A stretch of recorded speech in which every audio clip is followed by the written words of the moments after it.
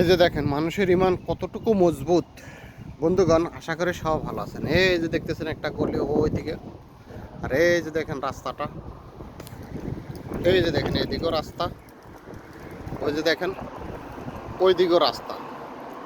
এই খোলা জায়গাটার মধ্যে এই যে দেখেন কোনো মানুষজন নাই।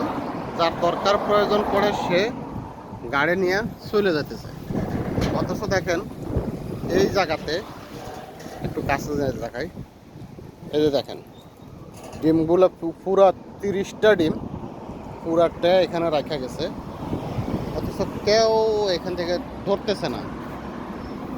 কিছু সময় পর পর এই যে গলিটা দেখতেছেন, এই গলি দিয়ে এই যে দেখেন লোকজন চলাচল করে, যার ফলে স্পট আছে। কিন্তু এখান দিয়ে যতই লোকজন চলাচল করুক, যারাই চলাচল করুক, ডিমগুলো উঠে নিতেছে না। অথচ আমার দেশে যদি হইতো আনাচে কানাচে অলিছে গলিছে বা বাড়ির সামনে এরকম রাখা তো দূরের কথা, বাড়ির সীমানার ভিতরে রাখাও কিন্তু নিস্তার পাইতো না, এই ডিমগুলো নিয়ে চলে যেত।